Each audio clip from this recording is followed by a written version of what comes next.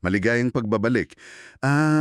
Mula sa mga material na pinadala mo, may hinaharap tayong isang malaking palisipan sa teolohiya. Oo, isang malaking tanong talaga. Sa isang banda kasi, may mga bersikulo, lalo na yung galing mismo sa bibig ni Jesus, na direktang nagsasabing mas dakila ang ama kesa sa anak. Tama. Parang tapos na ang usapan, di ba?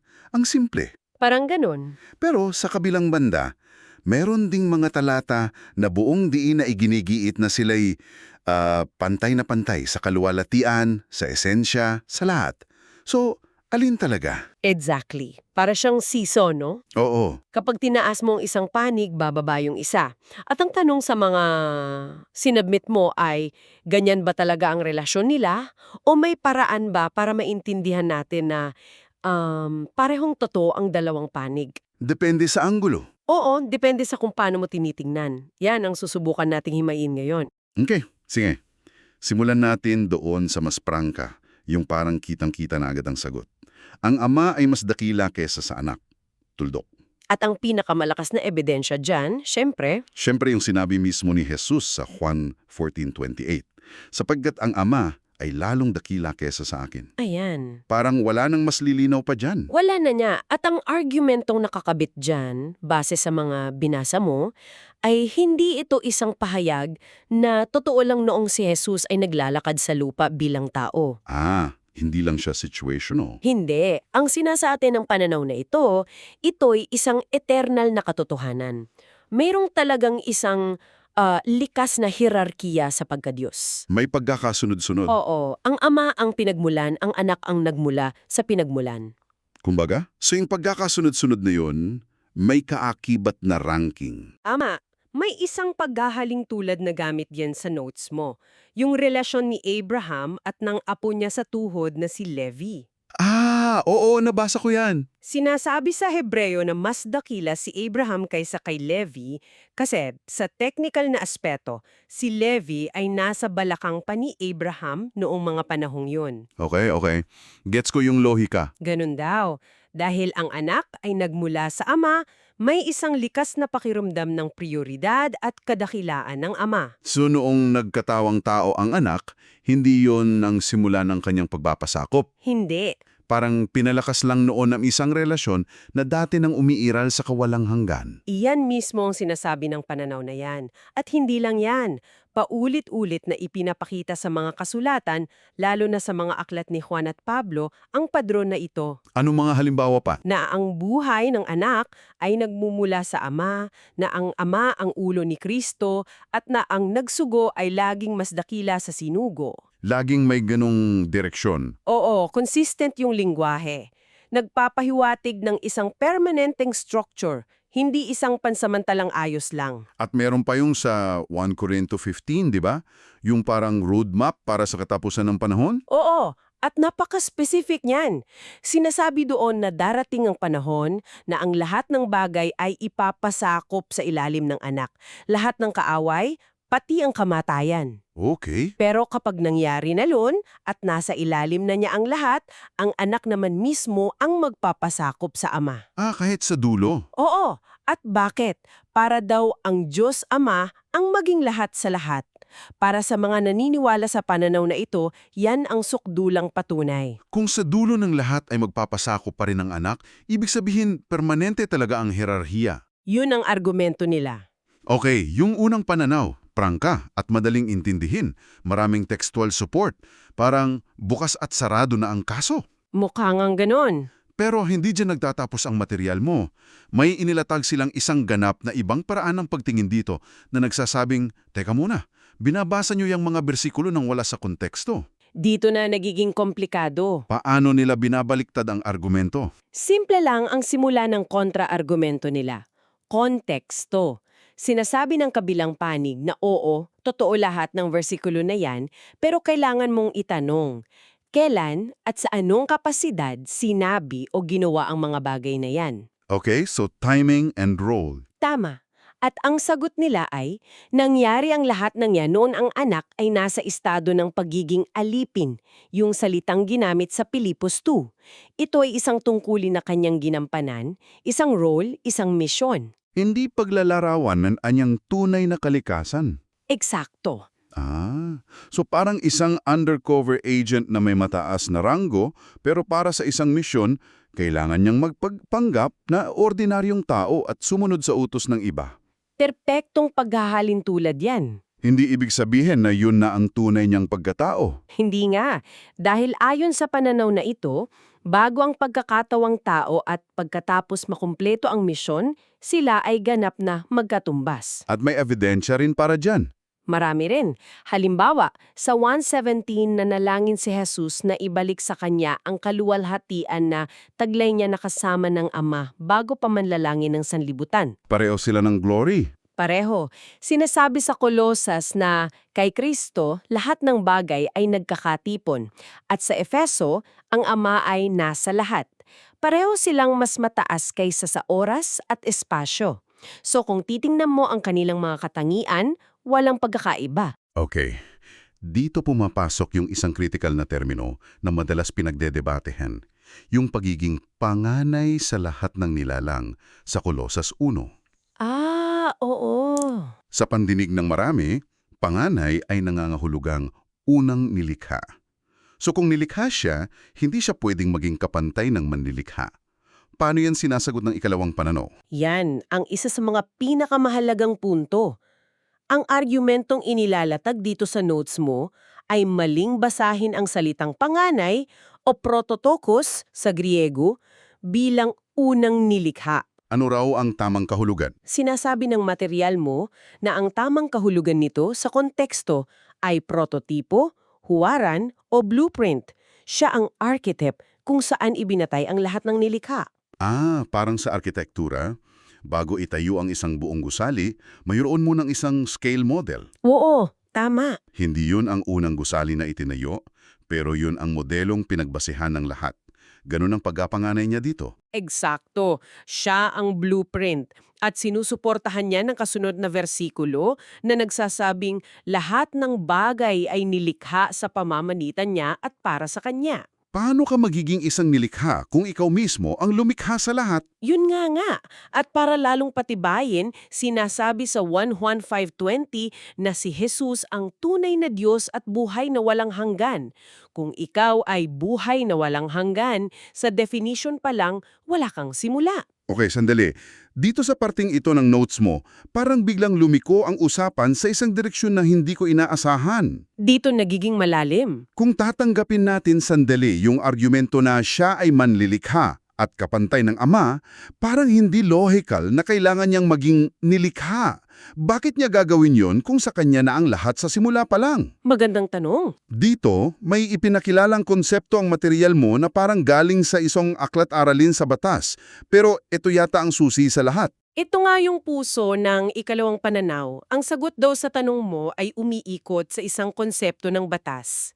Mana o inheritance. Mana. Oo. Sa ating mundo at sa mga batas na namamahala sa pag-aari, may isang pangunahing tuntunin. Hindi mo maaaring manahin ang isang bagay na pag-aari mo na. Oo naman, logical yun. Ang pagmamana ay isang paglilipat ng pag-aari mula sa isang partido patungo sa isa pa, kadalasan mula sa magulang patungo sa anak.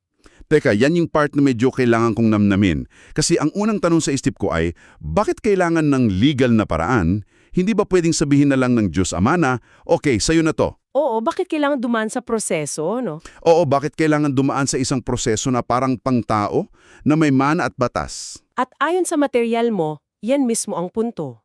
Itinatag ng Diyos ang sangnilikha na may kaayusan at batas. Mga batas ng kalikasan, batas moral, batas espiritual. Okay. At para ipakita ang katarungan at integridad ng kaayusang yon, kahit siya ay sumailalim dito, hindi niya binabaliwala ang sarili niyang mga patakaran. Wow. So para ang anak na manlikitha ay legal na makatanggap ng sangnilikha bilang mana, kailangan niyang maging mahagi ng sangnilikha. Kailangan niyang maging isang nilikha para maging isang lehitimong tagapagmana. Eksakto. Wow, okay, malaking ideya yan. So, yung pagkakatawang tao niya ay hindi lang para mamatay para sa kasalanan. Higit pa doon. Ito ay isang legal na hakbang para pumasok sa sistema ng sangnilikha para maging panganay na kapatid at sa ganung paraan makuha ang karapatan sa mana. Iyan ang argumento. At hindi nang para sa kanya. Sa pagiging panganay, binuksan niya ang pinto para sa mga nakababatang kapatid na maging kasamang tagapagmana. Co-heirs. Oo, naging isang mekanismo ito sa batas para maibahagi ang mana ng Diyos sa sangkatauhan sa isang paraan na maayos at sumusunod sa batas. Kaya naman, ang krus at muling pagkakabuhay ay hindi lang spiritual na tagumpay. Kundi isang legal na pagpapatunay. Pinatunayan nito na siya ang perpektong panganay, walang kasalanan at nagtagumpay laban sa kamatayan, kaya siya ang karapat-dapat na tagapagmana. So yung sinabi ng Ama sa Gawa 13, yung ikaw ang aking anak, ngayon kita ipinanganak, hindi yan tungkol sa paglikha sa kanya sa simula't simula pa lang. Hindi raw. Malinaw na ikinokonekta ng konteksto sa gawa ang pahayag na yan sa kanyang muling pagkabuhay.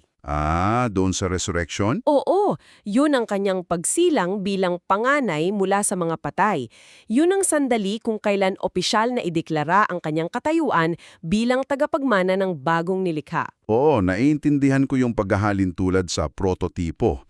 Pero para maging patas, ang salitang panganay sa pandinig ng marami ay talagang nangangahulugan ng unang isinilang. Oo naman. Aminado ba ang material mo na medyo labag sa intuisyon ang interpretasyong ito at kailangan ng mas malalim na pag-aaral para makarating sa ganyang konklusyon? Oo, at binibigyan din nga sa research mo na ito ay isang konklusyon na nabubuo lamang kapag tiningnan mo ang kabuuan ng ebidensya, hindi lang isang salita ng nakahiwalay. Hindi pwedeng tingnan in a vacuum. Hindi.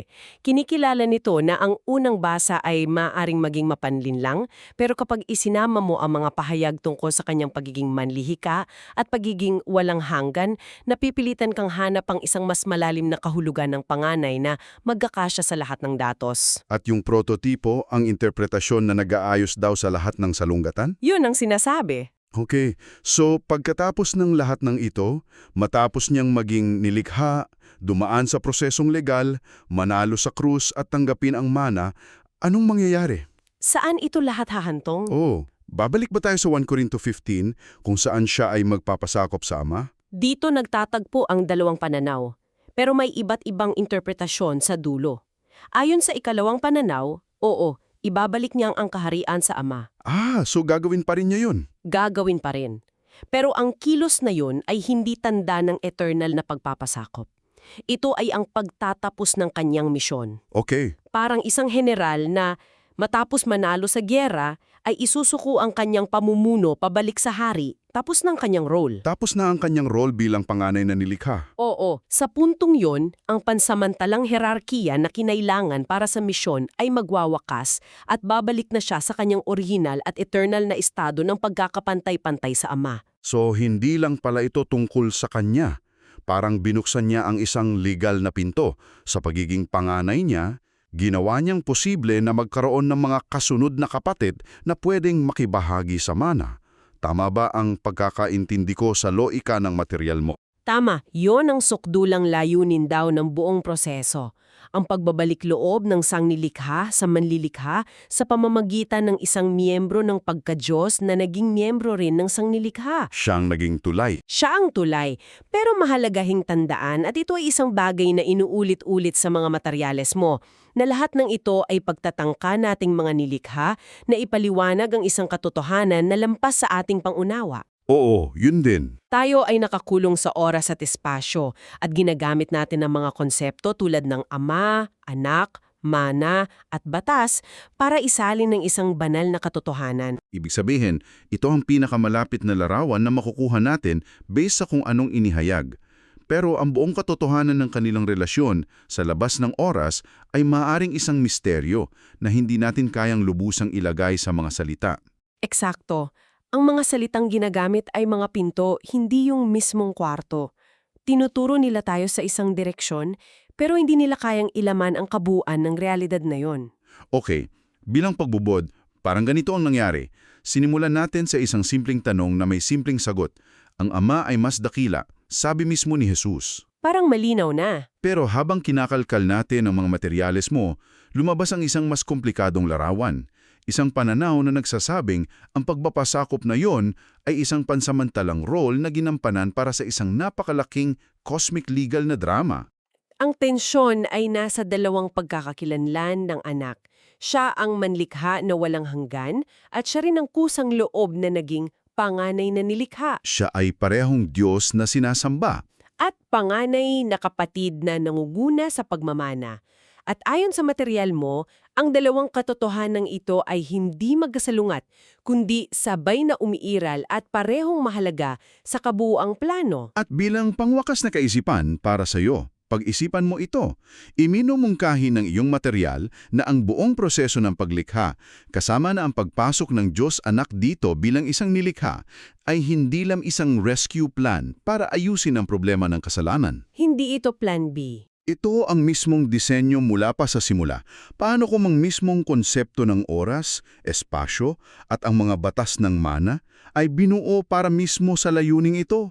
Para ang isang manlilikha ay magkaroon ng paraan para maging isang nilikha upang legal na maipamana ang buong sansinukob hindi lang para sa kanyang sarili, kundi para sa lahat ng magiging kapatid niya. Paano kung ang buong kasaysayan ng universo ay isang napakadetalyadong legal na proseso para sa pinakadakilang kaso ng pagmamana sa lahat ng panahon?